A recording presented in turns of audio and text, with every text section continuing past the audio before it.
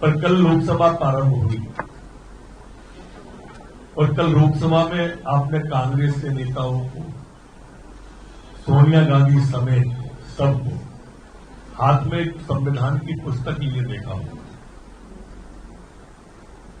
और वो नारा लगा रहे थे संविधान बचाने का, लोकतंत्र बचाने का, आरक्षण बचाने का। अब ये 3 विषय तक ही केंद्रित रहते हैं, जैसा तपन्ना ने बताया।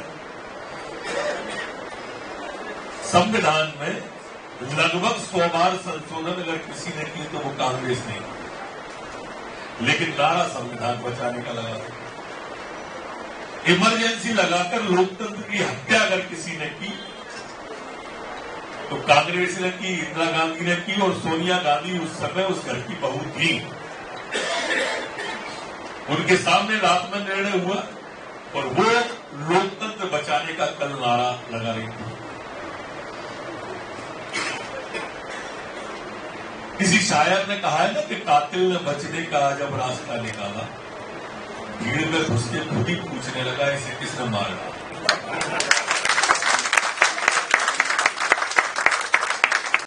ये राहुल गांधी और सोनिया गांधी की स्थिति पर पूरे चुनाव में आपने देखा वो संविधान की किताब को उठा। अच्छा, इस चुनाव की बात छोड़िए, हर चुनाव के पहले आप इनके पिछले 3 चुनाव में चले जाओ। पहले चुनाव में इन्होंने कहा कि ये भाजपा वाले आरक्षण समाप्त कर दें। दूसरे चुनाव में इन्होंने कहा कि ये भाजपा वाले संविधान खत्म कर देंगे। अब तीसरे चुनाव में इन्होंने कहा कि लोकतंत्र की हत्या कर देंगे। अगर मोदी जी जीत गए तो ये आखिरी चुनाव होगा देश का।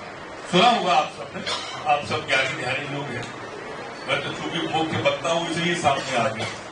लेकिन पूरे चुनाव में आपने ये बात इनके मुंह से सुनी और इनके जितने ईडी गठबंधन के, घमंडिया गठबंधन के लोग थे, उनके अलग अलग बयान थे।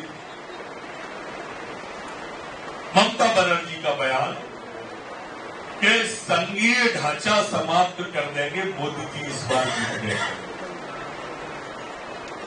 जिसने 70 या 90 बार राज्य सरकारों को जिस कांग्रेस ने भंग किया, जिस ममता बनर्जी को बाल पकड़ के सड़क पे घसीट दिया, वो संघीय ढांचे की बात कर रहे। अखिलेश यादव जी कह रहे थे भाषण में कि 400 सीटें इसलिए चाहिए इनको कि ये जो है संविधान को बदल दे पूरे के पूरे। अपने यहां कहावत है ना, सूपा बोले तो बोले, दाढ़ी छालनी भी बोले, इसमें 76 तो छेद। ऐसे छेद जिसके अंदर हो, जिसने कार सेवकों पर गोली चलाई हो, जिनके हाथ खून से रंगे हुए हो, वो लोग संविधान की बातें कर रहे हैं। ये विडंबना लोकतंत्र की। अब इसे कोई खूबसूरती लोकतंत्र की कह नहीं सकता, विडंबना ही कह सकते हैं। संशोधन भी किस तरह के किए इनने संविधान में। पर 42(2) अगर आप देखेंगे धारा को, तो उसमें संशोधन में तो ये था कि कोई कोरम हो या न हो, एक सांसद भी अगर है तो वो संविधान को बदल सकता है, वो नया कानून ला सकता है। ऐसी धारा लेके आए, इमरजेंसी लगाई तो रात में 2 बजे। अब आप कल्पना करो, अखबारों के ये ने कहा कि पहले कलेक्टर को पढ़ाना करते, पढ़ाने की तो बात जब आती जब वो अखबार छपते। रात में 2 बजे लाइट ही काट दी, सारी की सारी ब्लैकआउट कर दिया गया देश के अंदर, और कोई अखबार छपने नहीं दिया, कोई मुंह नहीं खोल सकता था। अखबारों के अंदर, मीडिया के अंदर, जिसको हम लोकतंत्र का चौथा स्तंभ कहते हैं, उसके अंदर भय का वातावरण था। वो लोग जिनने भय क्रिएट किया, वो लोकतंत्र बचाने की बात कर रहे वाले दलों ने एक गठबंधन बना के, घमंडिया गठबंधन, ये सब अपने बेटों को स्थापित करना चाहते थे और मोदी जी देश के बेटों को स्थापित करना चाहते थे। इतनी सी लड़ाई से और इसलिए आज आप सब से आग्रह भी इस बहाने से अवसर मिल गया, क्योंकि कल उन्होंने आज हमारा, वैसे तो तपन्ना हर साल सीएम हाउस में ही करते थे, पार्टी ने इस बार पूरे देश के अंदर भी इसलिए किया कि ये बात जानी तो चाहिए कि ये जो संविधान हाथ में लिए, ये संविधान के हत्यारे हैं। ये कांग्रेस पार्टी झूठ बोलने की मशीन है। ये राहुल गांधी वो मशीन है जो सिर्फ और सिर्फ झूठ ही बोलता है। इसने पूरे चुनाव में कहीं भी मनमोहन सरकार की एक भी उपलब्धि नहीं बताई, लेकिन हमारी आलोचनाओं में इन्हें वातावरण को खराब कर दिया।